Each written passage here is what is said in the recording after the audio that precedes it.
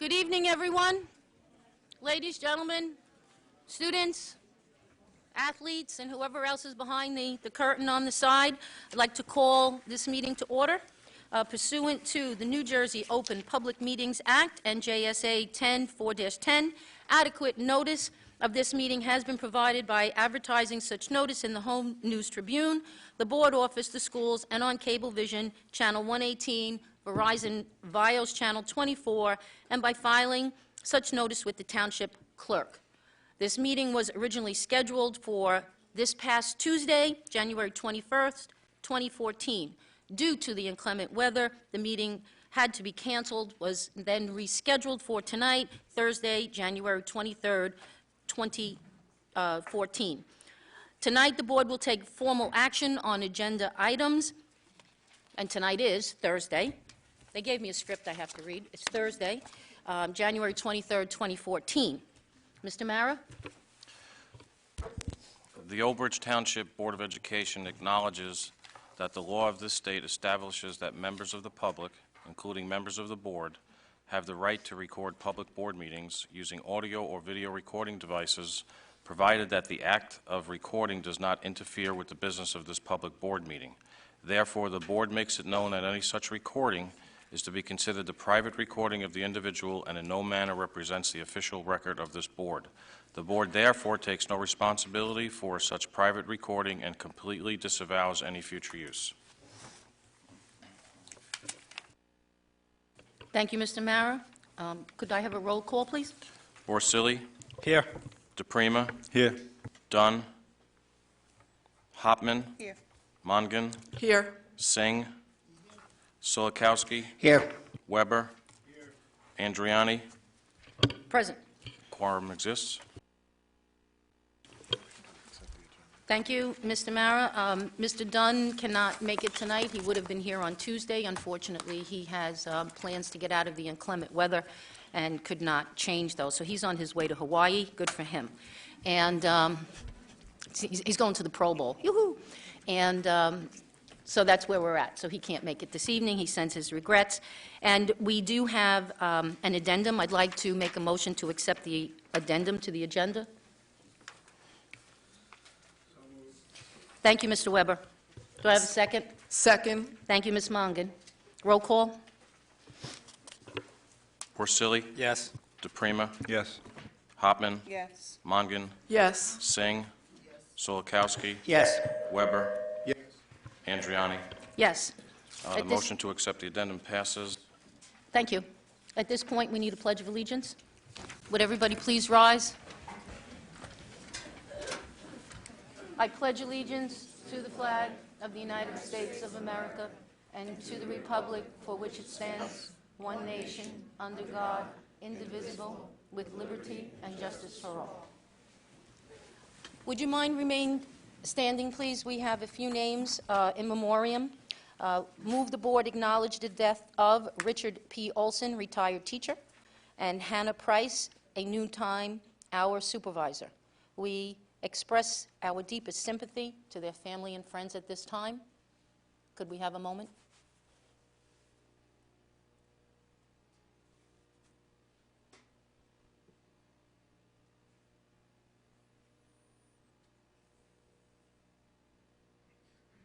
Thank you very much.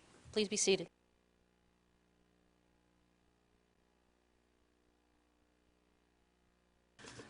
All right, moving right along, we have approval of minutes.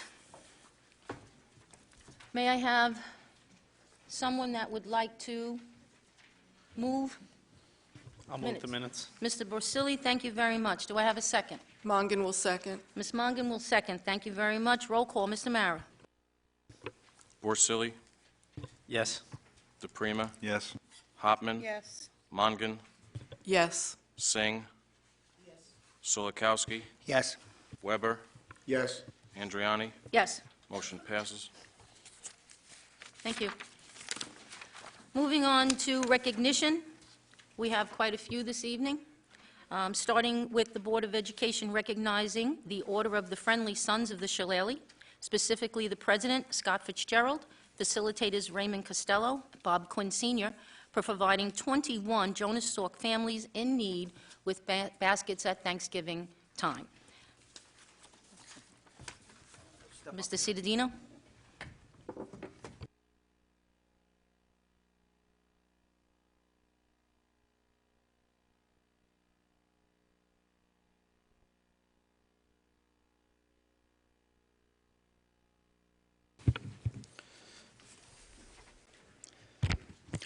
Thank you.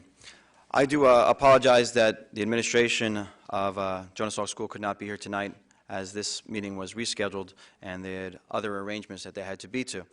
But I did say I would speak to this because of the history of the Friendly Sons of Shillelagh and the community of Old Bridge and how they've assisted those in need, especially during the holidays. So if I can have a young lady from Jonas Salk School, Gabby Bordenali, I don't know if I'm just saying the name. Gabby, come on up. And are the representatives from the Friendly Sons? I see a representative. Please come up, sir.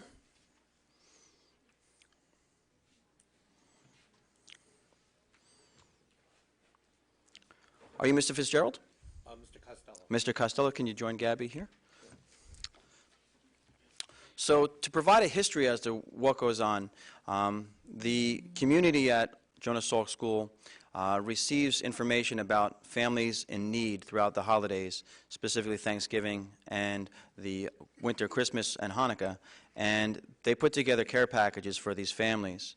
And this year it was spearheaded at the local level through the school by Gabby, and she reached out and put the information together with the Friendly Sons, and through their work they were able to help families in need, and I believe 21 families were able to be helped through your generosity and your hard work. So we commend you and we applaud you. Thank you very much. Thank you, Gabby. I'll just stay over here for other parts of recognition, and you can keep going through for there. All right, Mr. Cittadino, stand there. We're moving into athletics. At least a good 2 years ago, the board made a commitment for trying to successfully and aggressively move towards championship teams. And if you look at the list and you look at what's going on, we're certainly doing what we set out to do as a board goal. So tonight, we would like to commend the following Old Bridge High School teams. Old Bridge High School girls soccer, which were the Red Division champions. Good for you. The Old Bridge High School girls cross country, the GMC champions, Red Division. The Old Bridge High School girls volleyball, the GMC champions. And the Old Bridge High School football team, Red Division champions. And Mr. Cittadino superintendent is over at the podium along with Mr. Erickson, who is our director of athletics, and they have some things to add for us. Good evening. Girls cross country team, would you please report to the stage? Anyone here from the girls cross country team? All right. Mr. Gajewski and Mr. Campbell are both at a track meet. I'm sure that's where the rest of the girls cross country team is, but I'd like to acknowledge them. The girls cross country team finished undefeated in the regular season, winning the GMC Red Division with a 7-0 record. They also won a GMC Conference Championship on the freshman, JV, and varsity levels. At the GMC meet, the team had 5 girls finish in the top 20. Rachel Belmont broke the meet record in a time of 18:37. Shanna O'Mara finished 3rd overall. The team finished 5th at the NJSIA sectional meet, advancing to the state group meet for the first time in 10 years. Congratulations to our girls cross country team.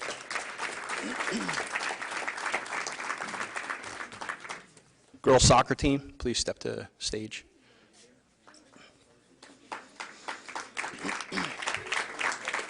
Mr. Lotzi, you can step up also.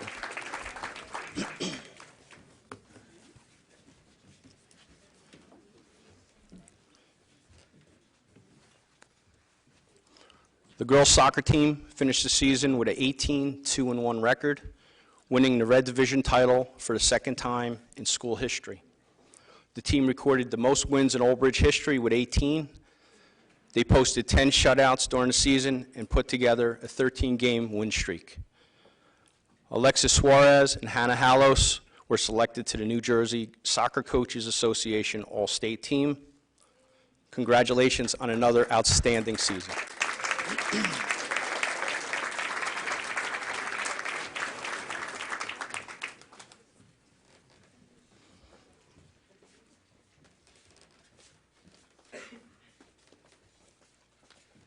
Ladies, the next time you come up, and you will, make sure you stay long enough for your parents to get the photo op. Everybody ran away.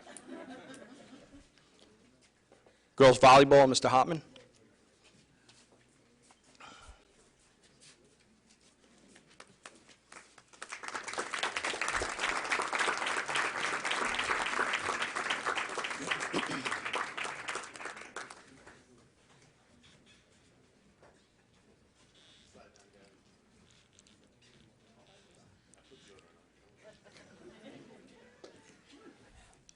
Mr. Hopman's first season as the girls volleyball head coach was a successful one, finishing with a record of 21 wins, 9 losses.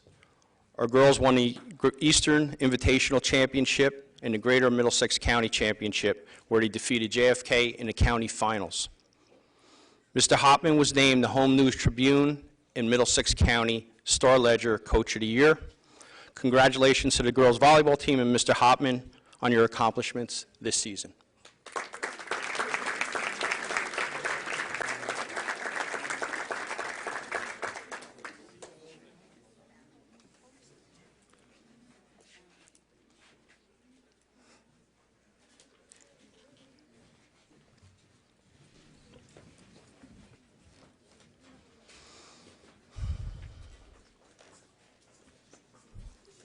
Mr. Lanzafama and the football team.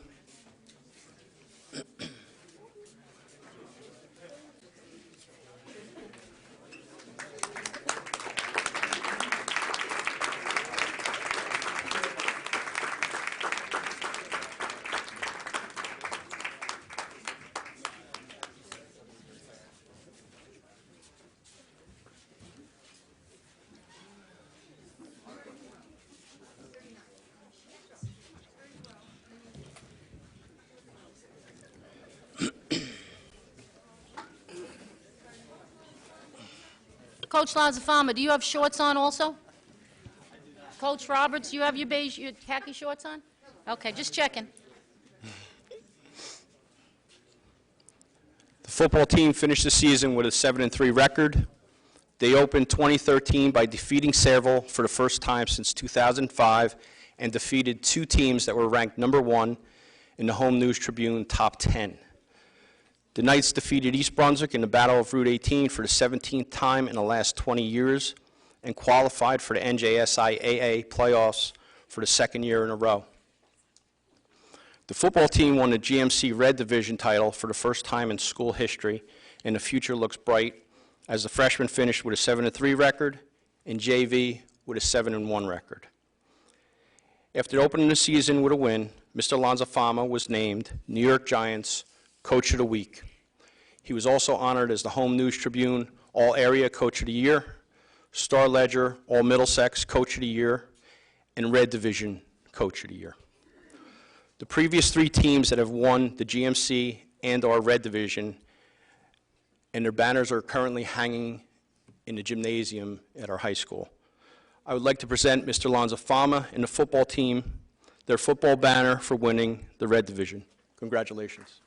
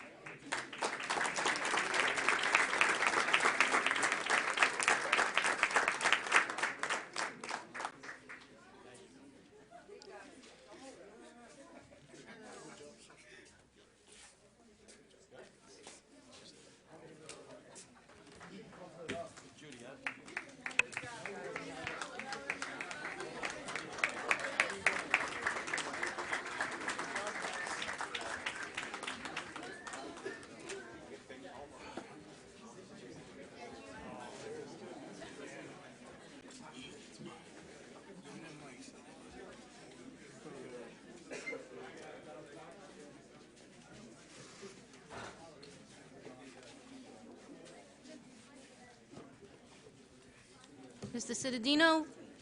Thank you. Congratulations to the boys, and we're moving on to a Jonas Salk teacher. You have that information in front of you. Take it away. I do. But before we go there, I just want to, a few thoughts about the athletics that we just recognized. One, all of our student athletes that were represented tonight really do inspire the rest of the community into using the high school as a vehicle to bring the community together. And I think that's what they've done through their character and through their hard work. And it was so nice to be at those events and you see the crowds there supporting them because the students are working hard for us. So I want to thank all of them for what they've done. And it's no small feat. You look at the girls' soccer team and winning the Red Division Championship. I know all too well, they've always said the Red Division Championship in girls' soccer always goes through one town a little bit west of Old Bridge.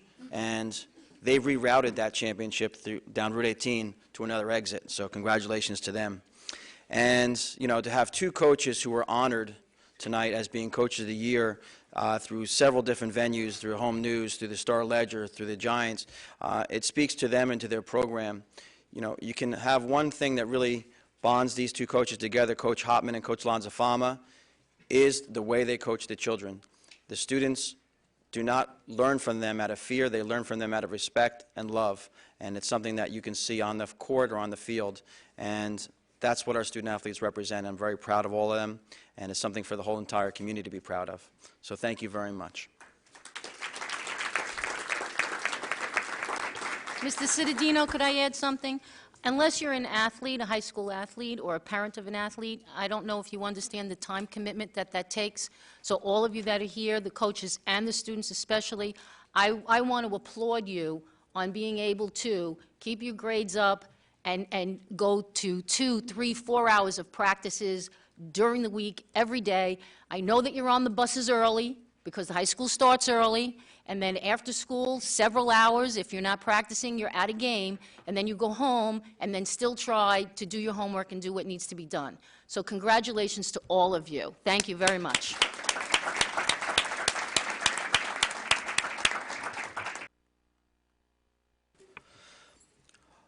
In the beginning of the school year, I was informed that one of our teachers at Jonas Salk Middle School had really made a nice accomplishment. Mr. Scott Mazzella became a recognized author for a book that he put together based upon a tragedy that everyone in New Jersey felt, and many more in this area of Old Bridge felt it more than most. And that was Hurricane or Superstorm Sandy. And he wrote a book putting together the stories of those people who were impacted by it.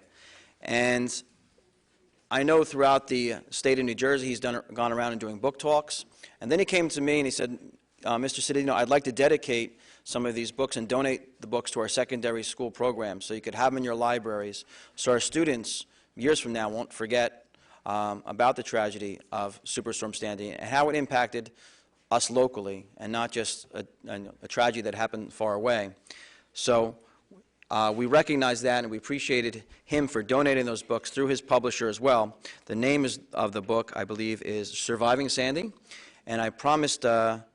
Mazzella as payback for that donation, and something we're very proud of him to be an accomplished author, to just have a little bit of a book talk with us tonight so you can hear about the work that went into the book. And, you know, I'm sure you'll find it as moving as I did. I went to the Old Bridge Public Library where he did a book talk for the community, and it was truly moving. So thank you. Mr. Mazzella. Sure.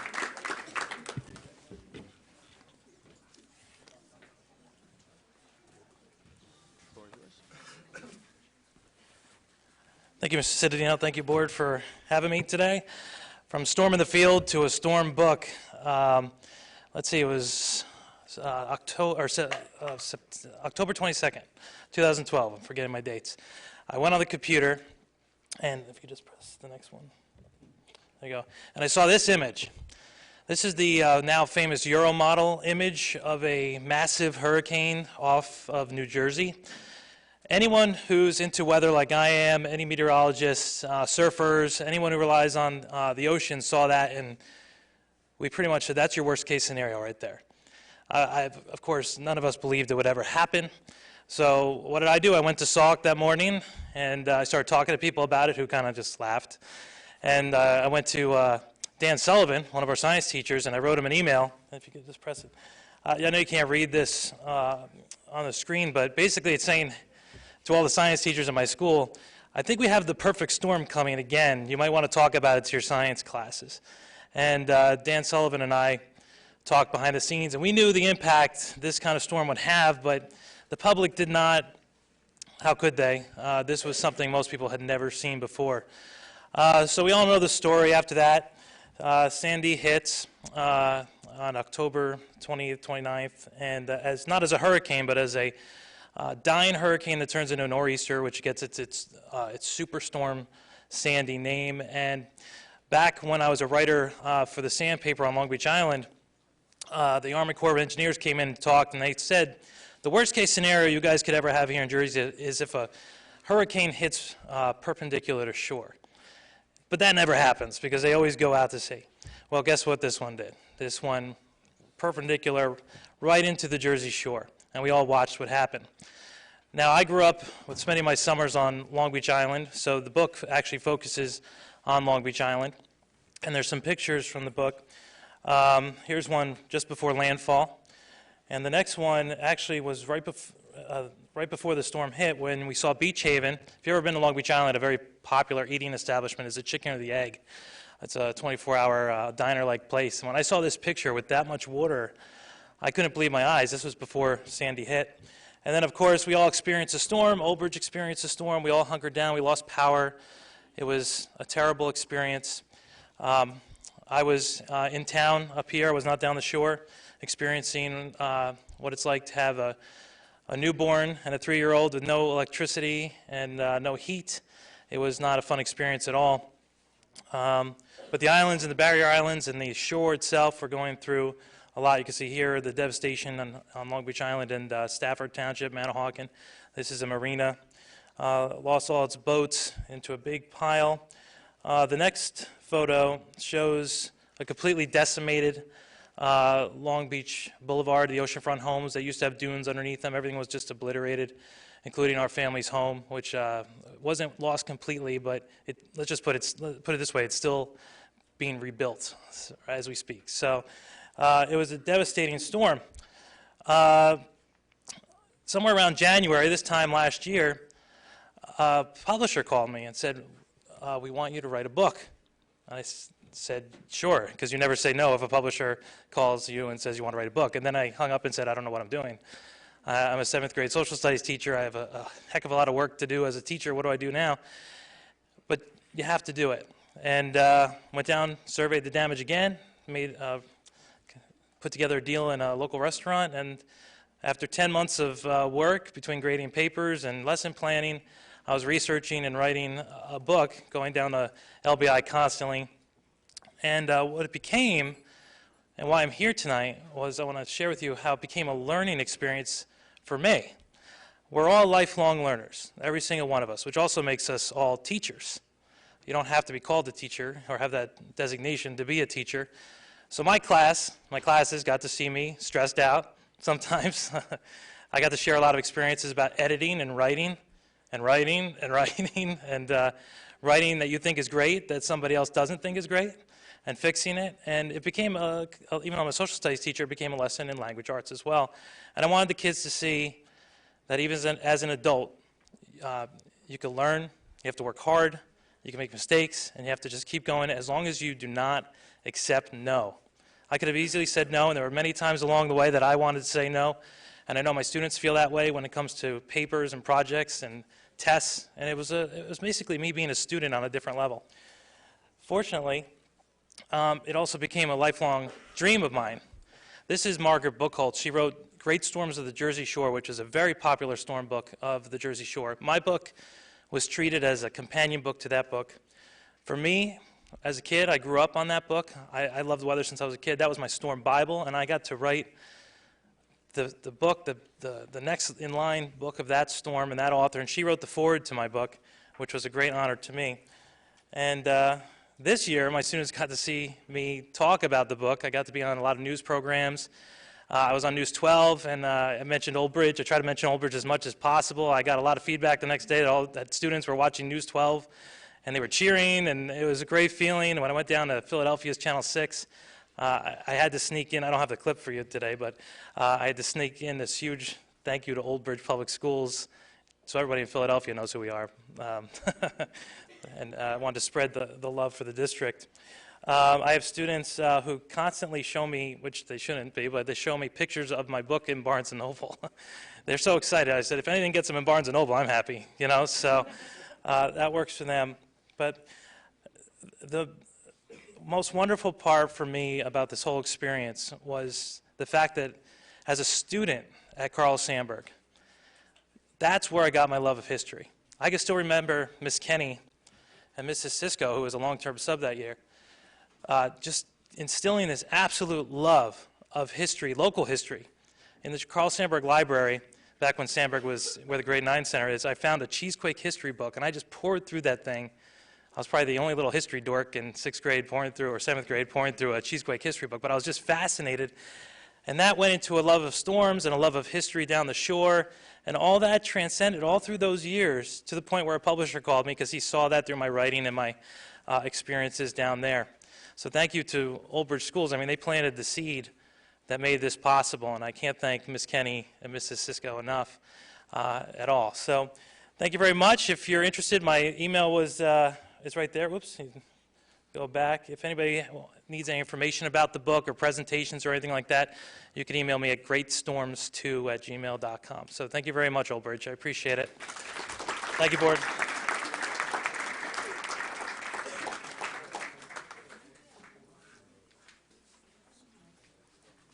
Thank you, Mr. Mazzella. All right, moving on. I know that we have a lot of business to get through, but if the students, I'm sure, don't want to sit here, and they're trying very desperately to make a graceful exit without. So why don't we give them a 2-minute break, and this would be your time. Go home, do homework. Go ahead. Go ahead.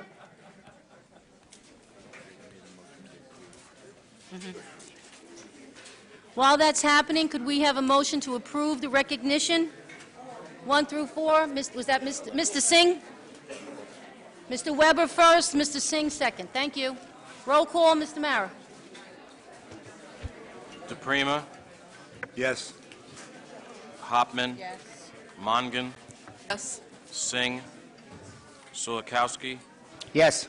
Weber, Borsili, Yes. Andriani. Yes. Motion's passed.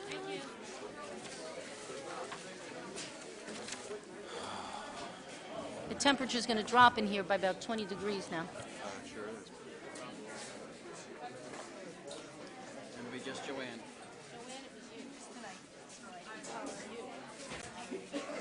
Big audience. I didn't realize that many people were leaving. I wouldn't have said anything. I thought everybody was You sent everybody home, yeah?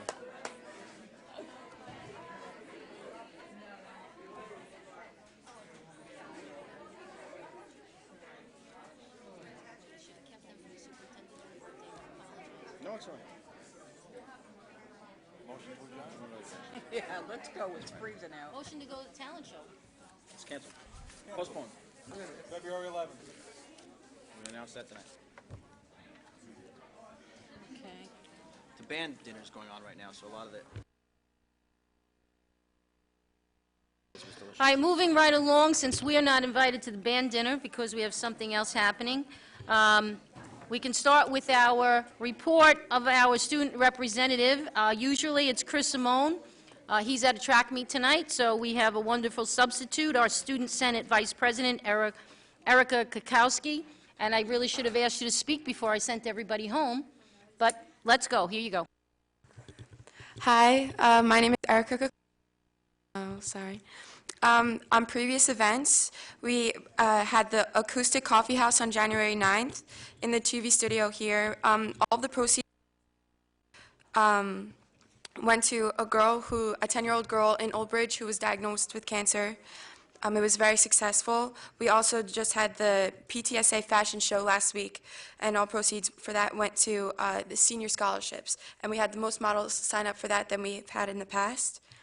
On February 11th, we have the talent show, which will be run by the class of 2015. Tickets are $6. On February 4th and 5th, the Senate will be running its annual blood drive. It's one of our biggest events, and we're really looking to get more than 220 pints, which is our record. Peer Leadership will be participating in the Seaside Heights Polar Bear Plunge this year, which we're very excited about, and all of that money goes towards Special Olympics. And it's taking place on February 22nd, and we're looking to sink Sasso in Seaside. That's our big event. If we raise $2,500, he says that he will, in fact, go in that freezing cold water. And Mr. Brown, the runner of Peer, also set incentives. And for example, if we raise $10,000, one of the teachers offered to shave her head. So that's Miss Mackey. She said she would shave her head at Battle of the Classes if we raised $10,000. So that's what we have coming up in the next month. Thank you. Great, thank you. Thank you very much, Erica. That's right. Okay. Mr. Cittadino, progress towards goals, superintendent's report. Today I'm just going to present to you progress towards goals, superintendent's report. Progress towards goals will be done through Ms. Kibler. She'll be talking to us about where we are, where we're going with the implementation of full-day kindergarten. And I'm just going to provide you some information as to where we are with our iPad implementation that in the truly in its broader sense began this school year in September when the students coming back and staff coming back at that time. So to receive this information, I sent a survey out. Actually, Roseanne Moran provided that information in the survey to the building leadership, asking them questions about the iPads, how they're being used in the building, and gotten that feedback. And additionally, I attended the technology roundtable and asked the members of that committee if they would provide information about the iPads and how they're being used. So they provided me with some talking points, which I will be discussing tonight. Some of the facts that you may be looking to know about the iPads and where we are at this time. We have 3,300 iPads in use, or that we have here in the Old Bridge School District. 230 of them are in reserve. And we opted for that purpose instead of going for the insurance. That was something that Mr. Weber brought up, was probably a better fiscal idea or plan. So we have them when breakage occurs or so forth. And so instead of counting on insurance money to replace, we can actually replace the iPad at a cheaper cost. Through the survey, we found that the average K-12 student uses the iPad 2 to 3 times per week. Some schools were 4 to 5, some schools were less than 2, but on average it was 2 to 3 times per week.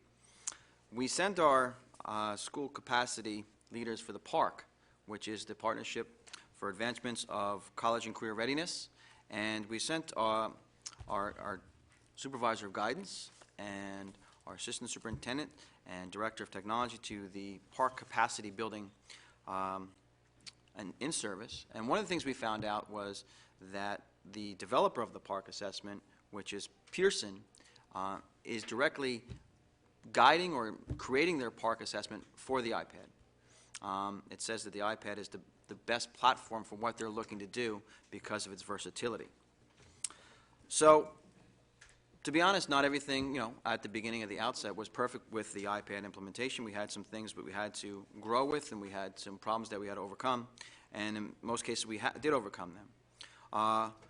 One of the things is the multiple user deployment create limitations that it was created by that. What I mean by that is when you have one iPad and it's being used by multiple users, there is some limitation as to how it can be used. Saving data and information. You can't save information on an iPad that you're going to be giving to someone else later on because they can see your information. You can't have multiple users with different IDs that would save information on there. So that would be causing a problem. It also limited their ability to use it for email, using the email accounts. However, we did look to resolve that problem by using Microsoft 365. Initially, students couldn't use the iPads for saving work or using email, but now they have accounts through Microsoft 365, and that's expanding on a regular basis, and more students are using that, especially at the secondary level. Some of our sites encountered problems with the new iOS internal system and the networking issues that were relevant to that. Some of the units were, when they received them in the schools, certain things were not disabled, like the cameras. We want the cameras to be used at certain times, but in a mass layout of the iPads going to a group of students, you don't want to have the cameras on so students can be taking pictures in schools. Also, you don't want the students to be able to disable some of the apps that we're paying for. So we had to reconfigure them so that that control was left in the leadership of the school, and that problem has been corrected. Bandwidth problems, especially here at the high school. We had bandwidth problems because of the iPads coming in, many more users at the same time, plus we also have the BYOD model in place where bring your own device, and many students were bringing their own device, and it created bandwidth problems. But we've since overcome that bandwidth problem by creating more bandwidth, using more bandwidth at the high school and on this campus in particular. Some of the new protective cases that we have on the iPads, we're not standing up to the challenge of being used every day, especially with our younger users. So we've reached out to the provider, and they're looking for an opportunity to replace those cases or provide us with a better case going forward in the future. Some of the positive results that we've had from the iPad deployment. One's the students, love using a tablet, whether it be an iPad or another kind of tablet. It fits their lifestyles and the way they learn and the way they communicate. It becomes an everyday technology for them. The classrooms, they're ready for the iPads. I particularly, and along with my colleagues that are up here, have been doing observations in 5 classrooms today. In 2 of those classrooms, I did get to see the iPads being used and having technology being used. It is a nice opportunity to see the technology being used and how it correlates with the smart boards. I mean, every classroom that is in today, the teachers use the smart boards with mastery. And I know one of the teachers that I did observe was here today, and she's smiling back there, but she did a great job in her lesson.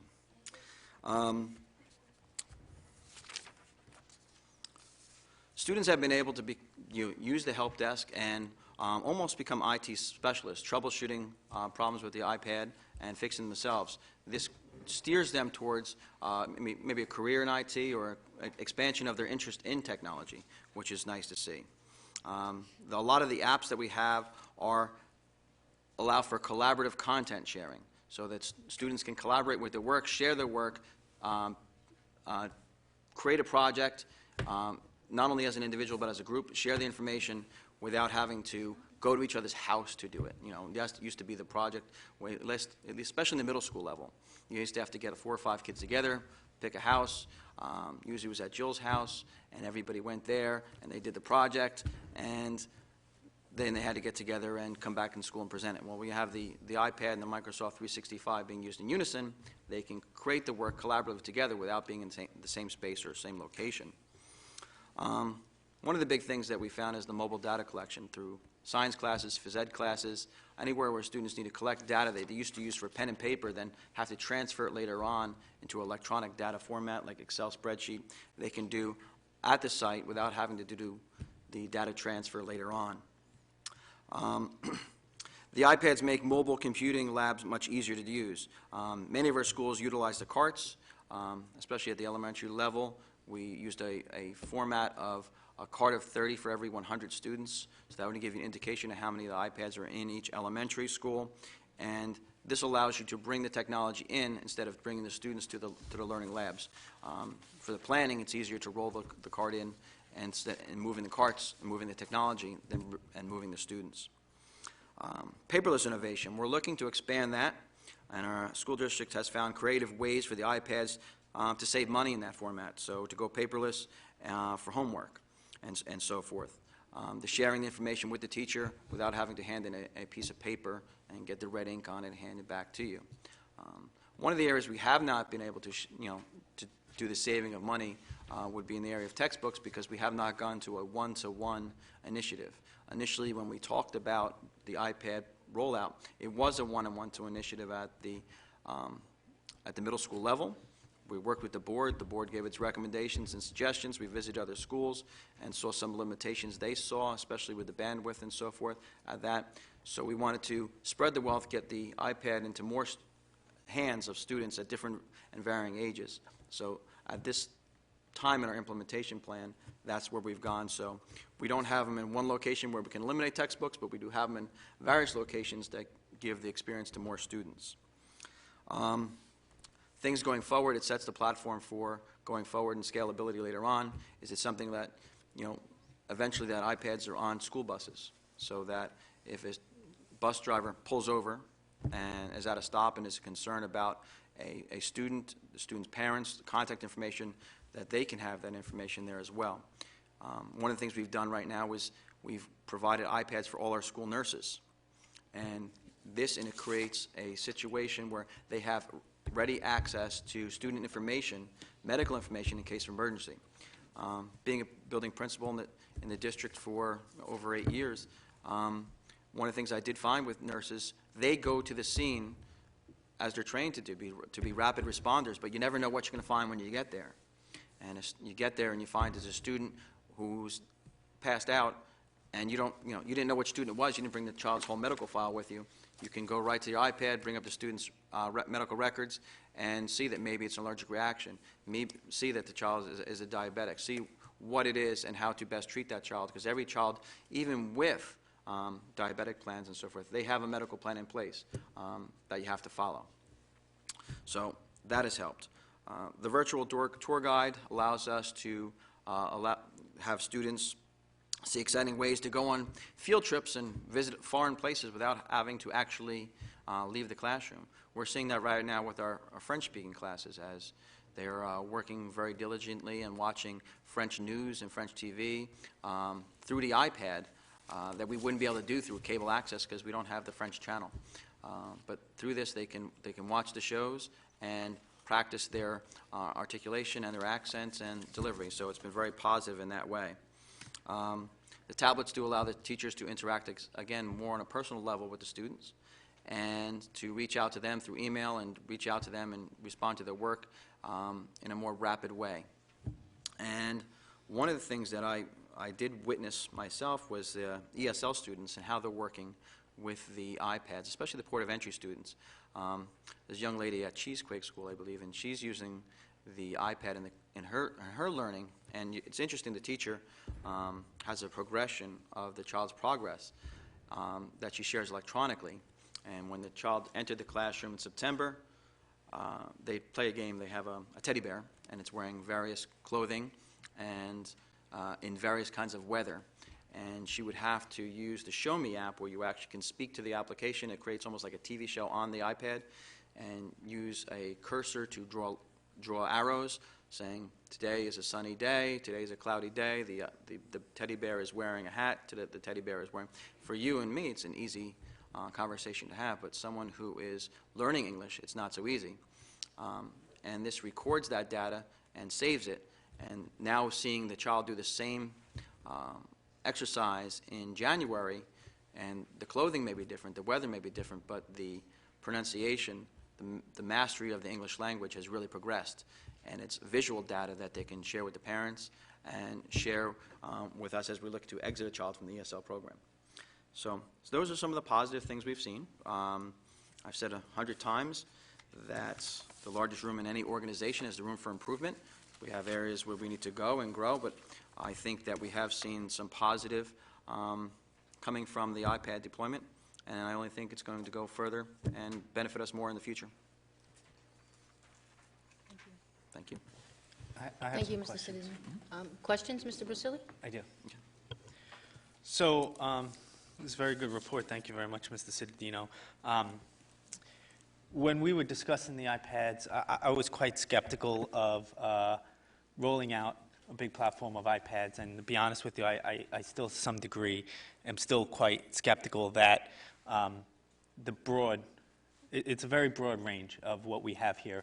K through 12 program, we have a large number of special needs students and so on, and certainly the iPad is probably one of the better tools for certain categories. earlier grades, I would say. I think probably utilize them best. I mean, I have a daughter in second grade, I have a son in eighth grade, and, you know, I see from that 6 years difference, you know, what a difference they are between the types of apps that they utilize. My son doesn't utilize the iPad as much as my daughter does, obviously. She's on there playing all sorts of different apps and games and so on. And we have a Chromebook at home, and my son utilizes the Chromebook primarily. Obviously, the iPad is terrific for special needs students and the ESL, as you had mentioned. Where my concern is I would say, more so the upper grades. What are we utilizing them for, let's say, through the higher grades within middle school and through the high school, right? Because one of our goals should be to prepare our students for post-graduation, whether it be going on to college, whether it be getting them career ready. An iPad, for me, as a day-to-day tool with my job, would not cut it. It just simply wouldn't. To me, the iPad is a large smartphone. I can read my email, I can get on the internet. There's a few things that I can do, there's a few apps that I like to play around with and so on. But I need Microsoft applications in order to perform my duties for my job on a day-to-day basis. Now, you did mention the Microsoft 365, and Google has the Google Drive, which I think is you know, a great tool for creating documents and so on. And I'm working with my son a lot on creating a lot of documents for his projects for school and so on the Google Drive. And you can share the documents on there, so he can share documents with me, and then I can log in under myself and kind of look through them for him and so on as well. So how are we preparing our high school students to be prepared for their next challenge in life, whether it be college or career readiness? Are we using other devices to get them on Microsoft applications and so on? Well, in the classrooms, there are various computer labs, a library, which is always open to the students. Those computers obviously have the Word items that you're looking for, as well as our MacBook Pros that are in the classrooms and are in the schools as well. But you asked about the apps, and you know, I read it recently, an article that was online. It was through CNN, and then a similar one in Money Magazine. They did a comparison of the various tablets that are out there. And, you know, one of the things that, if you were talking about the iPads, that might discourage you from that is the price. And then they talked about the other ones are less of a price. And one of the things they found was interesting. They said, if you were looking for using it mostly as a reader for text information, text information, then go with one of the Galaxy or, you know, Samsung type of, or I wouldn't actually recommend Asus because they've had tremendous problems in Atlanta. The Atlanta school system used the Asus tablet, and majority of them caught fire through the charging cord, so they had to receive refunds on those. So I'm glad we didn't go that route. But with the Galaxy product, that it's good. That's a better way to go if you're going to use it as a reader. But if you're using it purely for applications, for apps, which is the strength of the iPad, is in the apps, and where the apps are developed for, that's the way to go. So some of the apps that I could provide you with probably a list, if you would like, in the future of all the apps that we are using. I don't have that here with me now, but some that I've seen being used. You know, the app for dissection in the science classrooms. I mean, how is that preparing students for going forward into a medical career when they could really get an understanding of the anatomy and the physiology of not only human but animal life without actually having to dissect the animal or, you know, thank goodness, a human. And even like in our business classes with the stock market app that they use allows them to create their own portfolio and watch and track their growth financially. Some of the real skills they'll need going forward if they're planning financially for, you know, anything from planning a household or to be an investor. So those apps are there, and if in the future I can provide them to you. I think they're on the iPad page that we have that's linked to the intranet. We have a list of all the apps that the committee put together that are being used. Yeah, I've seen a list of apps. I've gone through the list of apps, and we've downloaded quite a number of the apps for my kids at home. But, you know, I guess my concern is just that we're still working with the students, especially at the high school level, on Microsoft applications in the classroom. I understand that you mentioned that there's, desktops and so on in the library and whatnot, but I still think that, to me anyway, that's really important for students to be able to produce presentations and documents and Excel spreadsheets and so on. And I just want to, wondering if we're utilizing that in any way.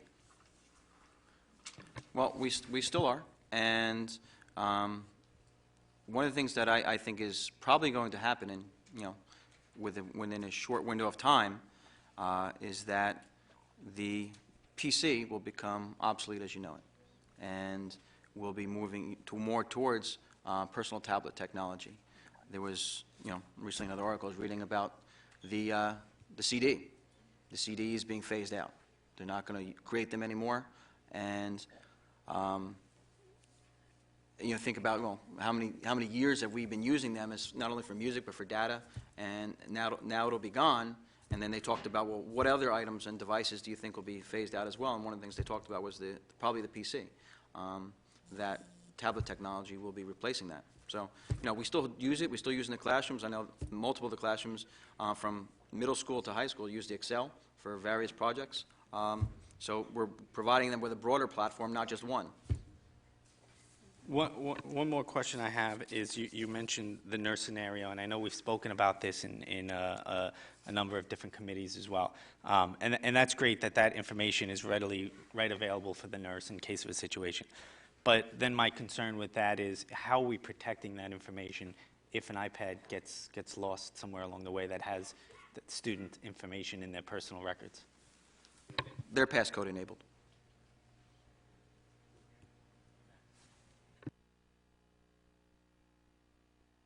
So, and we feel safe with that protection? I mean, how encrypted is it? And what steps would we be taking if it were lost and so on?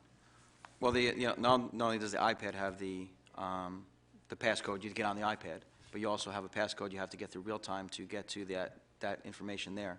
So any of our student records data is protected under the Student Records Act in the same way. The records are not on the iPad? It's not, no, embedded in the iPad. So they're utilizing it to get into the system? Yes. Thank you, Mr. Brusili. I do have one question. Mr. Cittadino, you said the park capacity through Pearson, and I have issues with the publishing company spearheading educational reform, but that's another story. I agree with you. But they have indicated that the iPad is the testing platform of choice. And my understanding was that to run the park assessment, you needed a keyboard. And I guess another vendor has come out with a keyboard that plugs right into the iPad, and we did purchase them as part of that same iPad implementation. So we purchased the keyboards, and then they also came out later on after the keyboard and said you need to have headsets. And it wasn't just headsets where you buy at the local dollar store. They need a microphone. So we have those as well to provide us with the readiness for the park of next year. I should say, too, that I feel like we're getting an echo, but I should say, too, that there is every one of our elementary schools and our secondary schools is taking part in a park practice test. And this will provide us to see what capacity we're at with, as far as using taking the park and being able to handle the information. Now, some of the positive things that's come out of this new information is that they're allowing us to cache information. And what that means is we can store data the students give us for the park assessment instead of using bandwidth to send it out to Pearson or whoever is collecting the data at the same time. It would be a nightmare then if you had a power outage or the internet went down during a test. So allowing it to cache the information locally on our servers and then send it off-peak hours allows us to, one, save the information, it's encrypted, protect it, and then send it later on. Okay. All right, thank you very much. Are there any other questions about this topic? No, moving on. I believe Mr. Cittadino, is Ms. Kibler going to speak now? Full Yes, day she is. kindergarten, this is a good time for you? Or we're at the end? It's good for you. It is.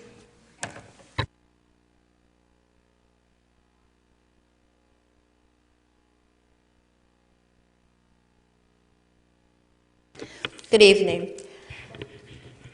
Sue's going to help me facilitate the computer for our virtual tour. Mrs. Latano and Mr. Tico provided me with some wonderful pictures of the activities that are going on in their classrooms. And we're ready. You're going to see a variety of experiences that the children are having. I'm up there, they're not up there. Okay? You're going to see science, social studies, language arts literacy. You're going to see a lot of STEM. If you recall, one of the activities that we did put into the full-day kindergarten was the Primary Discovery Center for the purpose of really implementing the concepts of science, technology, engineering, and math.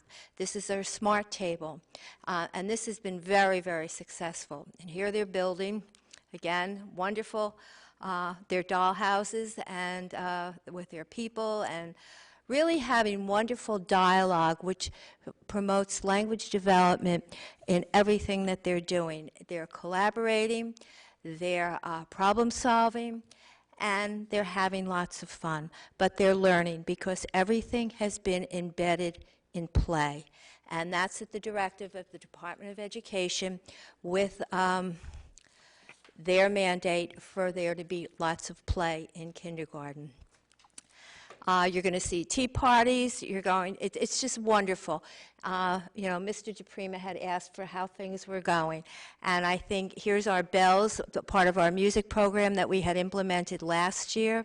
Mr. Jeff Williamson from Newark had come down and had shared his project with us and really got us involved in that program. Our outside playgrounds, which promote the outdoor physical activity as well as gross motor skills. We did provide sufficient materials within the classroom for gross motor and encourage them to go outside and play. Unfortunately, the weather right now is not cooperating.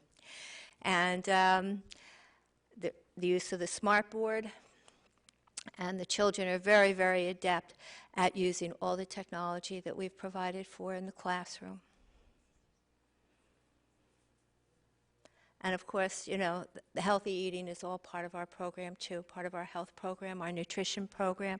And of course, we're still, supporting Michelle Obama in her Let's Move program.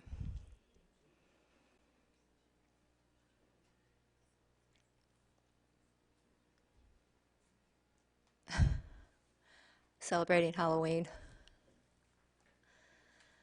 And again, you'll just amazed by the collaboration of the children in the kindergarten, how they're working together in such a very natural environment.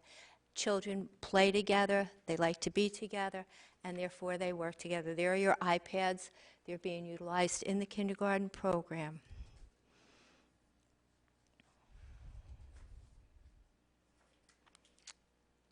Smart board.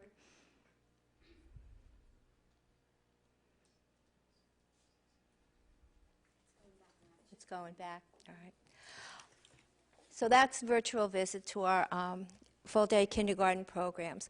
I'd like to update you where we're going right now with moving forward for full-day kindergarten in September. I will be meeting with all the kindergarten teachers on January the 29th. I will be meeting with them again in March and again in May. And we're forming kindergarten committees to review the kindergarten handbook, look at our social skills program, our orientation program, our handbook, our orientation program, and how we're going to be scheduling our time and the type of assessments that we're going to be using. I've met with different supply companies to talk about the materials and the furniture that we're going to be needing for our classrooms and what services that they can provide us with in setting up these classrooms, as well as delivery based on when our classrooms are ready, those that need some construction issues, and just general cleaning of our buildings. And we will be reviewing the inventories that the kindergarten teachers have provided for us, the current kindergarten teachers, because I have to make sure that those rooms are equitably furnished with the new classrooms. Make sure, if one class doesn't have dramatic play furniture now, I have to make sure that they have it for next year. I can tell you that we had a meeting with the architect today and reviewed all the plans for our classrooms, and tomorrow we will begin interviewing internal candidates for the kindergarten teaching positions. So this is where we are right now, with progress towards implementation for September and the 2 classrooms that are currently in practice. Are there any questions? I don't have any questions. I just want to say, as Ms. Kibler said, I did ask for a report on these last month, and I thank you both for your in-depth report. Seems like everything is going great. Thank you. It's going great. Everybody's having a good time. Thank you. Ms. Kibler, you mentioned that there were internal candidates. My understanding is that you put out a posting and a notice for anybody who might want to move their position, whether it's 4th grade, 3rd grade, as long as the licensure is correct, and move into the kindergarten. So we're looking in that direction first? Right. Through Dr. Hoker's office, there was information put out to the teachers. First, we wanted to know if there were any kindergarten teachers presently teaching kindergarten that didn't want to continue in kindergarten, and we requested that information. And then we requested any internal candidates, teachers, paraprofessionals, long-term subs, anyone who was currently working in the district to submit their interest in applying for a full-day kindergarten position. And that information came in, and the resumes were screened, and we'll begin interviewing tomorrow. Thank you. No further questions? Okay. At the last meeting, I had mentioned that we have our assistant superintendents that come to the meeting, and Dr. Hoker, I believe you're going to speak at the end of the meeting? Okay, that's good. All right, moving along, Mr. Mara, do we have any correspondence? No, there is no correspondence. Okay, and special committee reports. I'm not quite sure if we have any reports, but I do know we have a few committee meetings scheduled at this time. Would anybody, Mr. Basili? I have a committee report and a committee meeting as well to discuss. So earlier in the month, we met for strategic planning. Mayor Henry came to our meeting to discuss some of the plans, development that's going on in town, so we can understand how that would affect our schools in the future.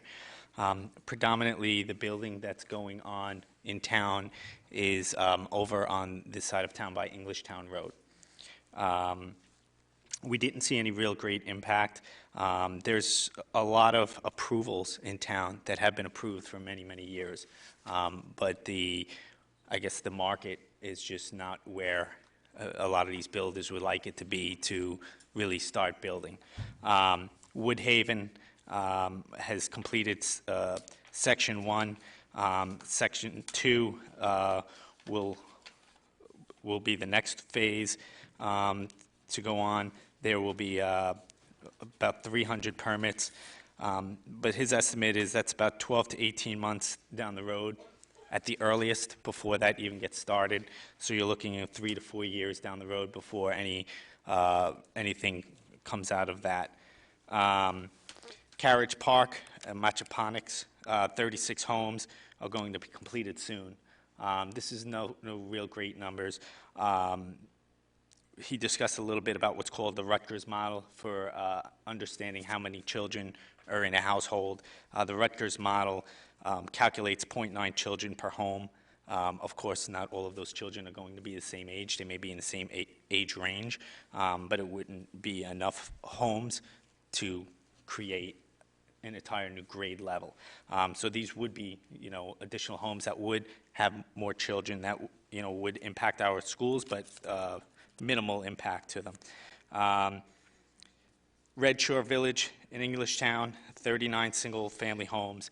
They're only building them as they sell them, so there is no big, massive amount of homes going on in there. Just as they sell one, they'll start to build it. So that's really it for the houses that's going on within the township. There is really no great impact. We did discuss with Mayor Henry, though, that we want to be able to keep more of an open dialogue between the township and the Board of Ed. I know that they had that in the past, so we want to start to look towards that and getting some sort of a liaison between the Board of Ed and the township, so that as concerns come up between our school district and our township, we have that liaison to be able to communicate better with the township, so we can work as in a partnership together. So that's my update for strategic planning. Finance Committee meeting, I spoke to Mr. Mara today. We are going to be meeting with the public about the second week of February.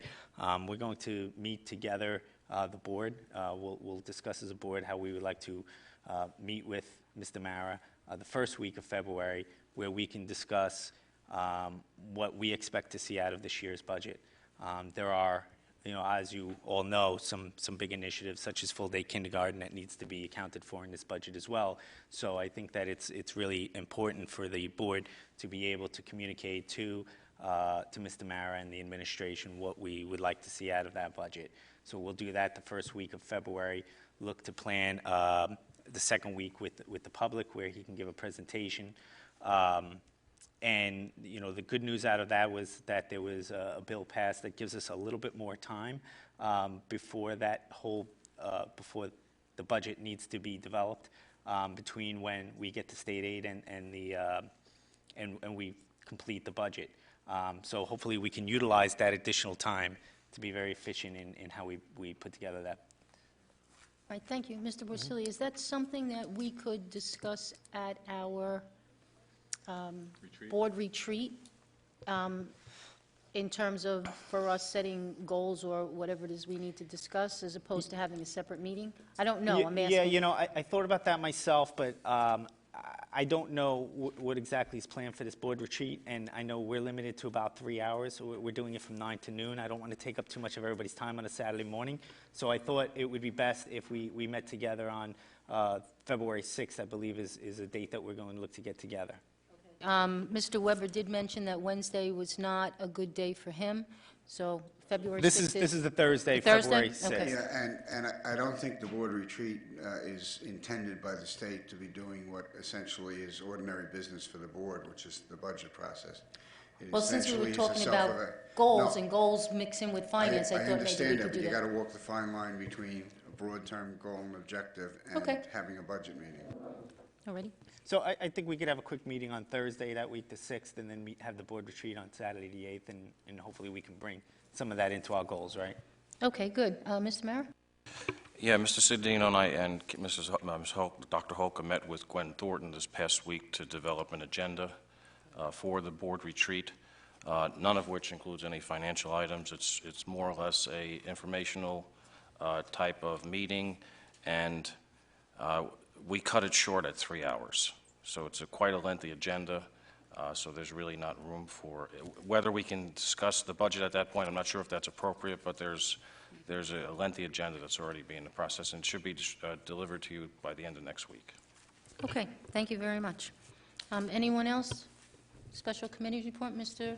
Soltysky? Yes, I had a policy meeting, and it was a very, very important one. Basically, the policy meeting covered all the evaluations of our entire staff in the township here, and everything apparently revolves around student performance. The first one was the P, which is the present one, and then we have a revised one, the evaluation of the superintendent, and basically that's done by the entire board. The second one is non-renewal of non-tenured teaching staff. These are teachers that are non-tenured that come in, I guess, the first 2 or 3 years. I believe tenure, you're granted tenure out of the first day of the 4th year. I'm not sure. Am I right, legally? Legally, as always, the answer is it depends. The people who were hired subsequent to August 6th, 2012 will be on a 4-year tenure track. Very good, thank you. Certification of tenure charges. This is one that very rarely comes up, and this is if a teacher, we're going to have to dismiss the teacher because of whatever reasons it may be, and that's a difficult one. Okay, non-renewal of non-tenure support staff. And basically, this is the staff that helps out the teachers in the buildings. And the next one is evaluation of the teachers. Currently, let's put it this way, when I was a school teacher, we got observed, tenure teachers were observed twice. Both observations were done either by the supervisor or the department head. Today, the evaluation of the teacher, I believe there's 3 of them. 2 regular ones, which is the full period, or the full length ones, and 1 shorter one. And I believe at the end of the year, there's some kind of, I used to call it a PIP.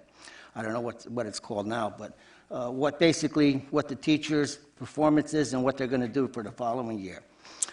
Evaluation of teaching staff members, excluding teachers and administrators. These folks are basically counselors, support staff, school psychologists,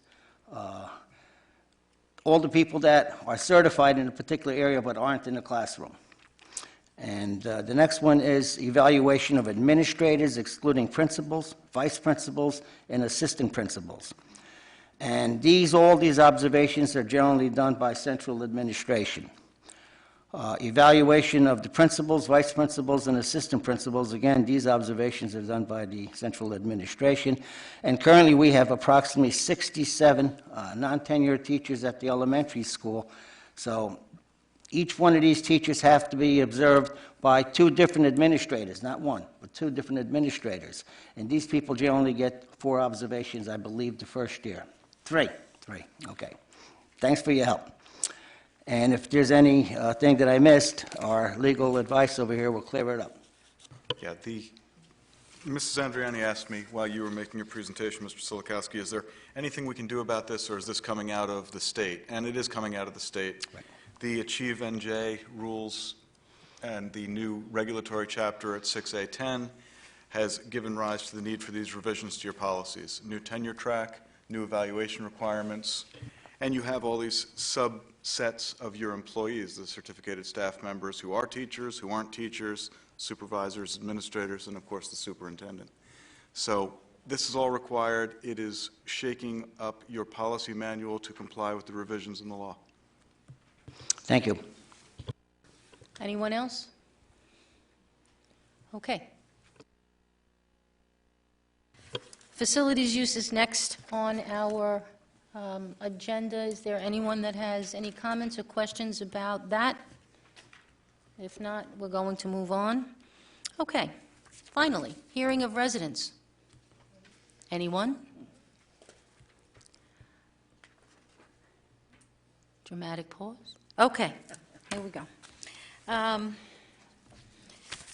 to the agenda at hand. Policy, Mr. Silikowski just went over, so we have quite a few. If they look the same, one of them is a P and an R.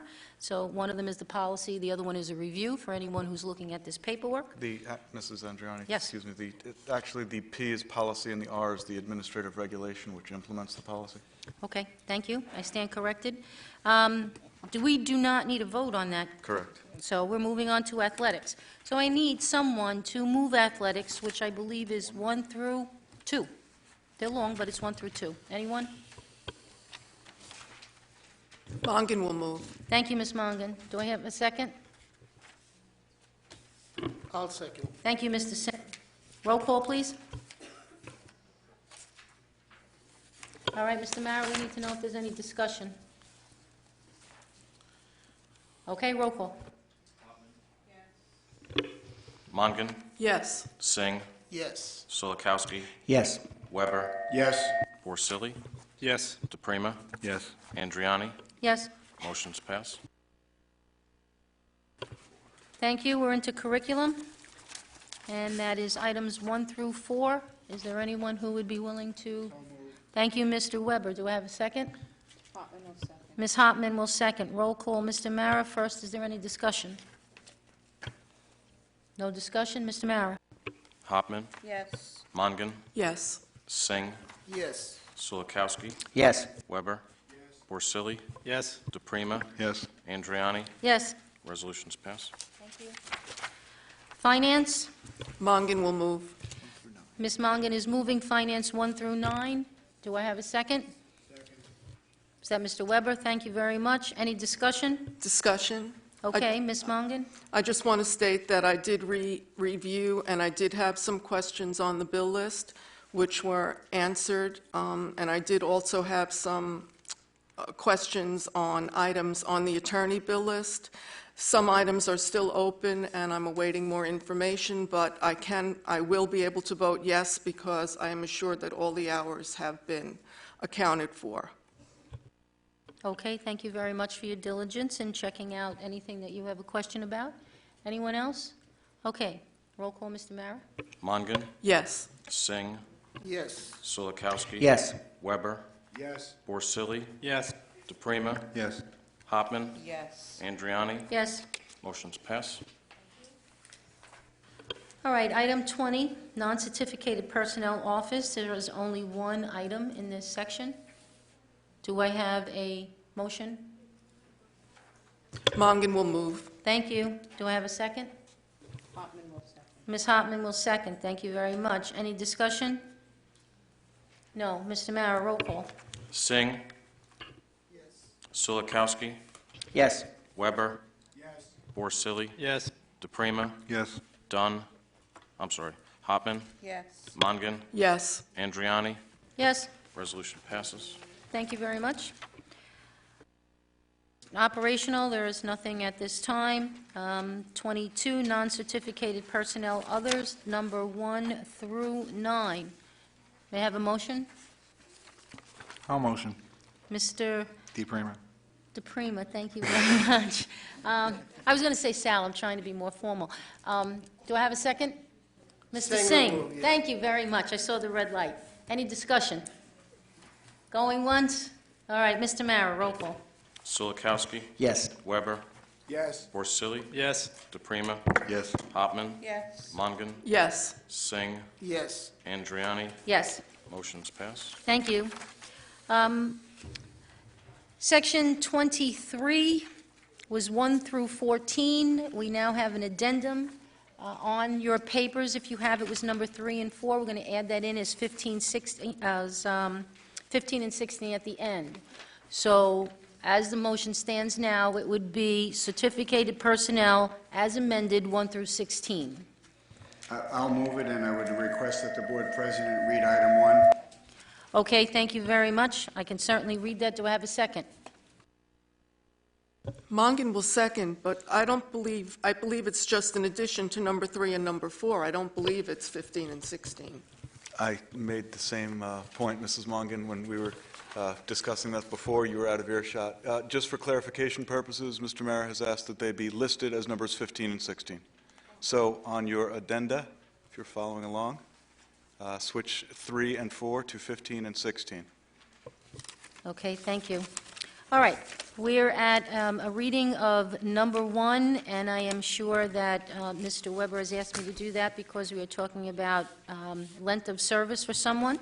So number 1, for edification, is move the board approve the retirement of the following staff member with deep appreciation for their years of dedicated service to the district.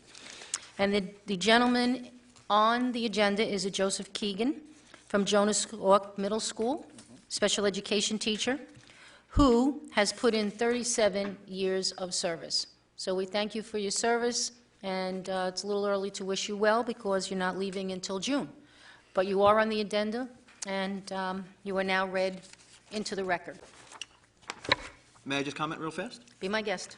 As his building principal, I came to know Joe as a man who dedicated himself. He was a gentleman and a professional and really demonstrated his love for the children that he worked with, the special needs students in that population.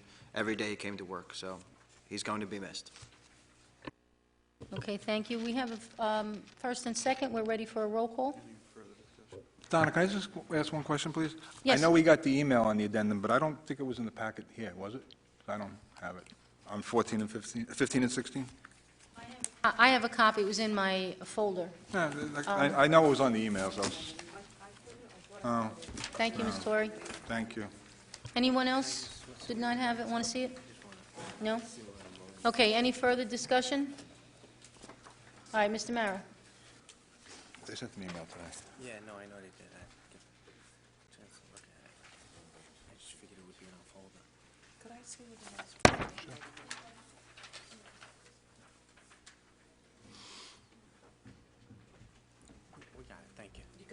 Thank you. Well, she has, thanks. Okay.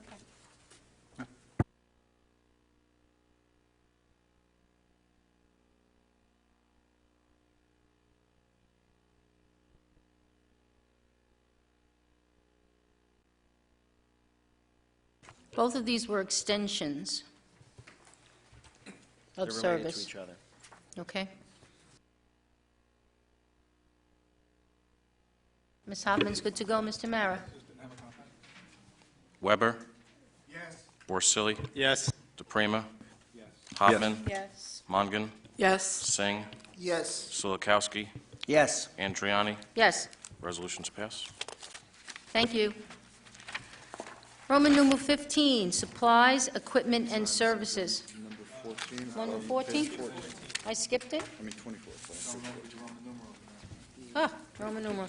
I apologize. Non-certificated personnel transportation, Roman numeral 24. Only one item. May I have a motion? Mongan will move. Ms. Mongan, thank you. Second? Second.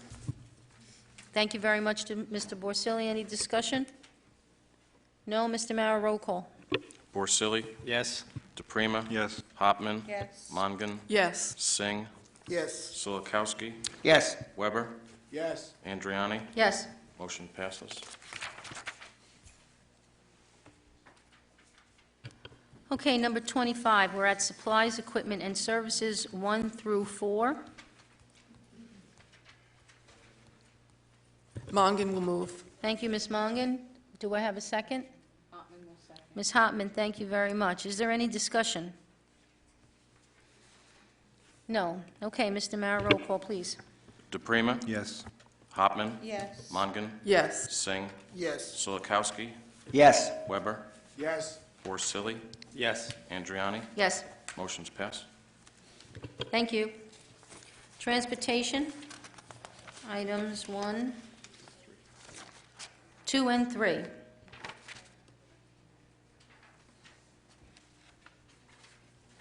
Mongan will move. Thank you, Ms. Mongan. Ms. Hopman, would you second? Yes, I will. Ms. Hopman will second. Any discussion? No? Okay, Mr. Mara. Hopman? Yes. Mongan? Yes. Singh? Yes. Silikowski? Yes. Weber? Yes. Borsili? Yes. DePrima? Yes. Andriani? Yes. Motion's pass. Thank you. Miscellaneous, 1 through 8. May I have a motion? Mr. DePrima, how about you? Sure. Thank you very much. Mr. Basili, how about a second? Sure thing. Thank you very much. Any discussion? Item 7. Mr. Weber would like to discuss item 7. I don't have my mic on because there's feedback, so hopefully you can hear me. I've been accused of being a loudmouth at times, so. And In any you, event- can you share with Mr. Singh? He's going to try and slide his mic Hopefully over. there's no Thank you. feedback. Is that better? Okay. All right. In any event, this calendar represents an improvement, in my opinion, over where we've gone in the past in terms of it gets, I think, 2 more productive school days into the calendar, and I'm pleased with that. But given what our situation is scoring with the rest of the world, I think collaboratively as a school district, as a community, as a public, a parental community, as a business, global economy, we need to work to try and get as many days back from the end of the year into very productive teaching days. And I hope I certainly believe that this board and administration collaboratively with all other groups will work to do that going forward. Okay, thank you, Mr. Weber. You've always been someone who has been very concerned about the calendar, so thank you very much for your input. At that point, well, I guess we're ready to go for a roll call. Mr. Mara? Hopman? Yes. Mongan? Yes. Singh? Yes. Silikowski? Yes. Weber? Yes. Borsili? Yes. DePrima? Andriani? Yes, Motion's pass. thank you. Board Secretary, Board Business, we have nothing listed, so we're going to move on. And if no one else has any other general comments, we're going to go to hearing of residents. I see people shaking their head that are in the audience. We're on page 18, if you're trying to follow along. Is there anybody who would like to come to the podium and speak about any concerns at all? Okay, so we're going to close that portion. Go to the order. We do need to have a motion first about executive session. Is that now? Oh, you can just do that after good of the order before adjournment. Okay, good of the order. We can't do that yet because Dr. Hoker has to have something to say. I invited her to speak, and this is her turn. I have to say that I am very honored tonight to share with you that we received news today that 4 more of our elementary schools were recognized as state schools of character. Cheesequake, Memorial, Voorhees, and Southwood received the recognition today. I see that I'm putting Miss Foley on the spot. She happens to be here tonight, so a personal congratulations. In addition, Carpenter, Miller, and Shiraz schools applied and received an honorable mention. And Grissom School received Emerging School of Character. What this means is we now have 2 national schools of character, state and national, that's Shepherd and Madison Park. We have 6 schools, the 4 that I mentioned, along with McDivitt and Cooper schools that are awaiting national recognition. Those 6 applications are being reviewed by the Character Education Partnership, and they will be notified sometime the end of February, beginning of March, as to their status. If they become national finalists, they will have to update their applications, and then they will receive a site visit from someone from the Character Education Partnership who will determine if they become national schools of character. The 4 schools that received recognition as honorable mention or emerging received feedback today regarding their application, which gives them specific areas to target that they can improve upon and then reapply next year. And in speaking to some of those principals today, they were only points away from getting the state recognition. So I know there's a lot of happiness out there and a lot of disappointment. Having been through the application process 3 times and reviewing many of these schools' applications, it's a tremendous amount of work, but the feedback that I received from the principals, the counselors, and Karen Longo, the grant writer who played a very big role in this process, was that the schools came together, they worked more collaboratively, they worked alongside the students who gave their opinions on what was working and what wasn't working, the parents, they improved their climate, the atmosphere within the building, which in turn then helps with the success and the growth of our students. So it is a big honor for our district to have this many schools recognized, and I can say that we have a lot of team members that are ready to apply as a district next year, and I think we have a very strong chance. Having been in this position now for several months, I can see what's going on at the middle schools and the high school, and we have a lot going in the school district. So I am very pleased and appreciate all of the time and effort that the principals, the staff, the teams, the counselors, and Karen Longo put into this. So congratulations to those schools. Great, that's wonderful news. Thank you very much, Dr. Hoker. All right, we're at the good of the order, and we usually start with the A's. We're going to start with Mr. Weber tonight, if that's okay with you. Oh, okay. Mr. Singh, would you like to say anything this evening? I congratulate everybody who was in sports, who was involved in that. That was a great thing to do, and I would say the kids should keep it up, and good luck with their future. Thank you. Okay, thank you. Ms. Mongan? I would like to commend Dr. Hoker on her efforts with the character education. I know that that's been a pet project of yours for many years, and I fully believe in that if you get the children when they're young and teach them to have character and to not be bullies and to treat others with respect, they will grow into that as adults too. And I think that is the most worthwhile of goals. So thank you for that. And I'd also like to say that it's the end of January. Unbelievably, this school year is half over. And within the next few weeks, a lot of decisions will be made that will impact the entire next school year. Approximately a month from now, the governor will be making his budget address, and 2 days after that, the district will know how much state aid it will have, and that will greatly impact the budget and what can be done and how much it will cost us as taxpayers for the next school year. So as parents, I know if you're out there and everyone's so busy, if you have concerns about something you want done in your school, or you see that curriculum, you have a question or whatever, if you can't make it to a meeting, speak through your principal, and your principal will go through their administrators, and it will go through the board, and as I said, because all the planning, that is the chain of command, and that is how things get done. But as I said, the next few weeks will really determine a lot of what happens in the next school year, so please try to keep active and be aware of that. Thank you.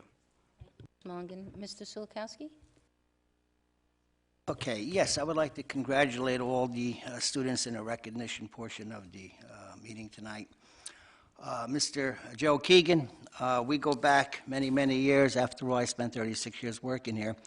Probably around 15, 20 years ago, he was a high school teacher. And what we used to do was team teach. I had the certification for the practical arts, and he had the certification for the special needs students. And he would come in with his classes, and I would go over certain things. We're losing a great teacher. He's quite a man, quite a teacher, and it's going to be very difficult to fill his shoes with a newcomer coming in. But again, I wish him a lot of luck on his retirement. I would like to also extend the thanks to all our teachers in our community. What an outstanding job that they're doing. I see it in my grandson. He comes home every day. He's excited. In fact, I guess about 2 or 3 meetings ago, one of the teachers, when I went in for an observation, not an observation, but just to see how they're doing, they were playing, I believe, Scrabble, where you pick certain things on a board. And they turned it into a fun experience for these kids, and they all were very active. And I'm very impressed with these teachers that we have. Also, I would like to thank Ms. Adriani on her first meeting. I think she did an outstanding job. The meeting was very, very smoothly.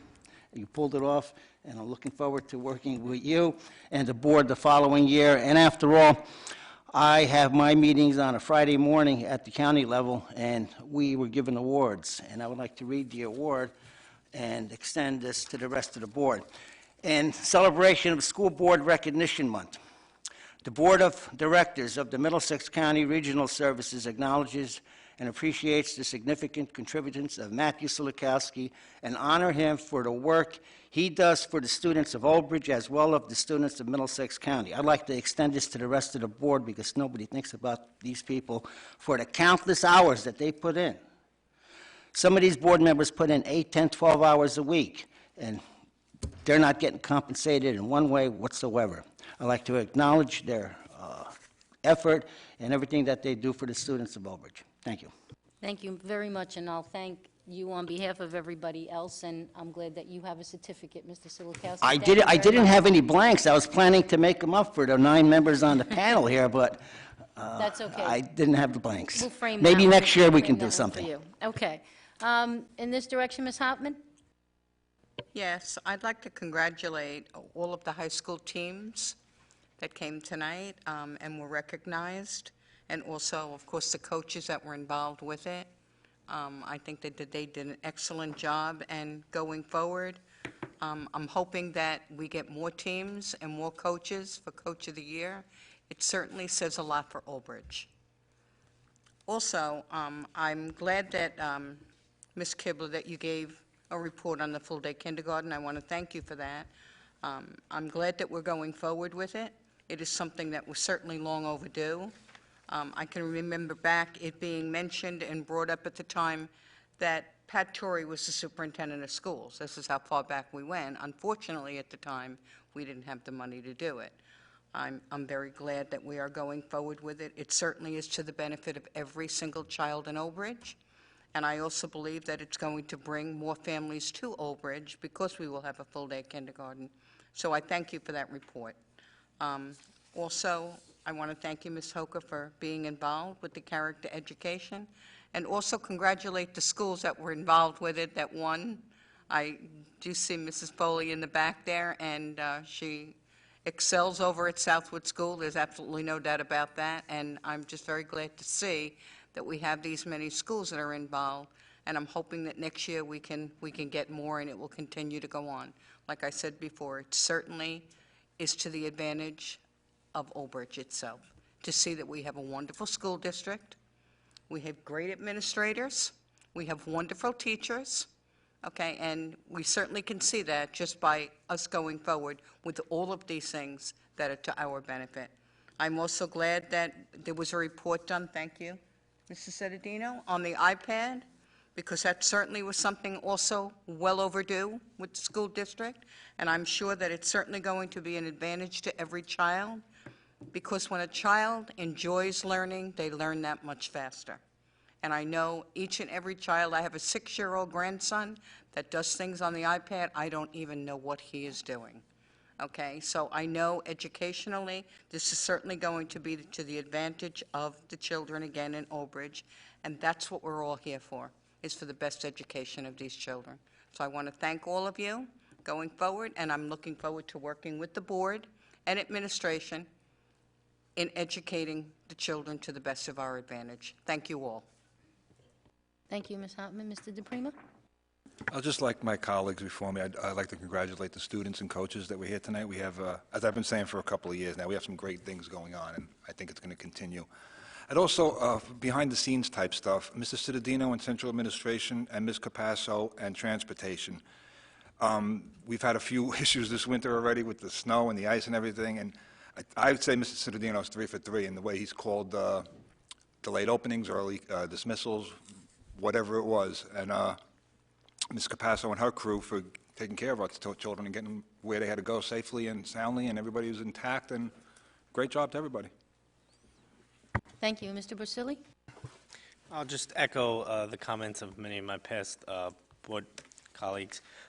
Congratulations to the teams that were all recognized tonight. Congratulations to our coaches. Great job working with our student athletes, teach them sportsmanship, teamwork, and really putting Old Bridge on the map. Congratulations to all of our schools of character. Job well done. That's, to me, I think that just exemplifies the job that's done by our administrators and especially our teachers, who just do a terrific job with the students. All of our teachers that I've dealt with so far in Old Bridge have just been absolutely terrific. They enjoy what they do, and they really do a wonderful job with the many hours that they have our children, and they make them terrific citizens of our township. So I thank them all. To everybody, just stay safe in the weather and stay warm. Okay, thank you, Mr. Brusili. Just as some informational items, next Monday is the 27th. There is a curriculum meeting scheduled from 7 to 8. Mr. Silikowski will be chairing that, and technology will be from 8 to 9, if we can keep them within an hour apiece. They will be in the administration building. The first week in February, we will, Mr. Dunn is looking to schedule a buildings and grounds, and Mr. Brusili has mentioned that the second week of February we'll be having a public meeting for finance. So that's what's coming up committee-wise. We're always looking for members of the public, concerned parents, community members to please join our committees, and we welcome you. With that being said, of course, I'd like to echo what everybody else has said. And to Coach Lazafama and the football team. It's been a long time coming. It's very, very, very heartfelt that you all were able to put together such a phenomenal team and record and wind up having a nice championship and a banner that all of us can be proud of.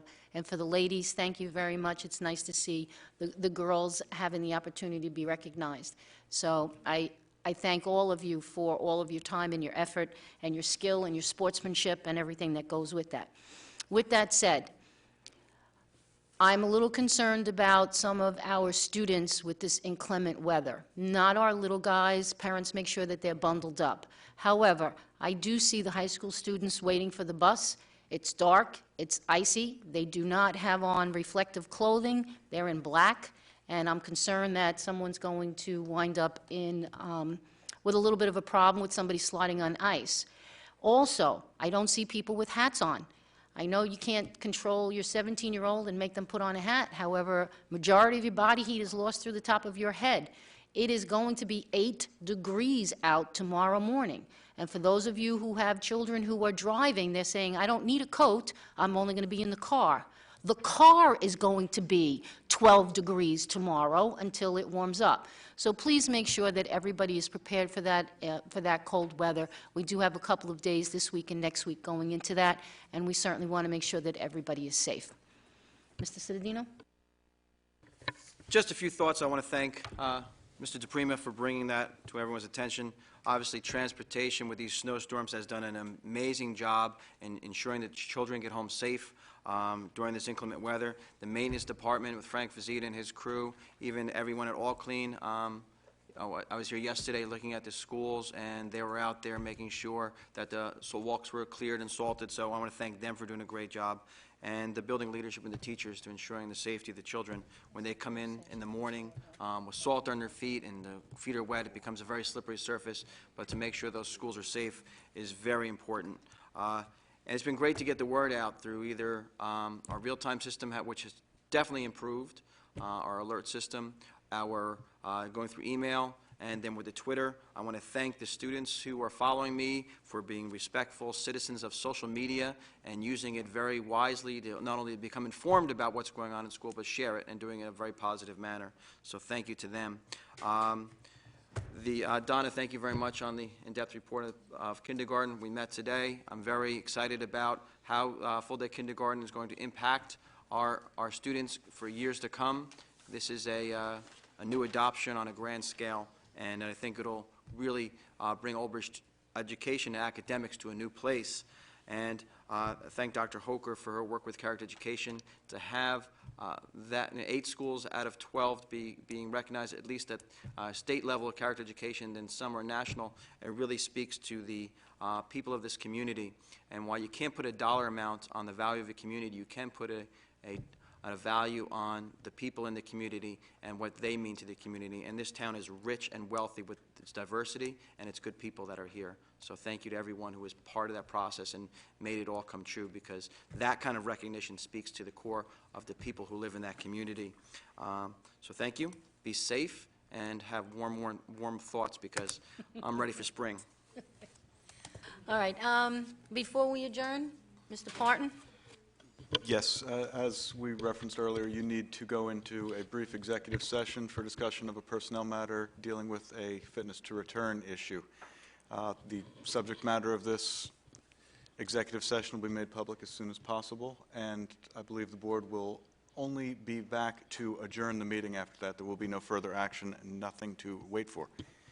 So do we have adjournment? You need a motion. Well, you are adjourning after executive session. You will adjourn. Okay, so at that point. we need a motion to go into executive session. Thank you, Mr. DePrima. Would you make that motion? Reluctantly make the motion to go into Thank you. closed session. Mr. Singh, would you second? Sure. Thank you I'll very second. much. Roll call. Porcelli? Yes. DePrima? Yes. Hopman? Yes. Mongan? Yes. Singh? Yes. Solikowski? Weber? Andriani? Yes. Motion passes.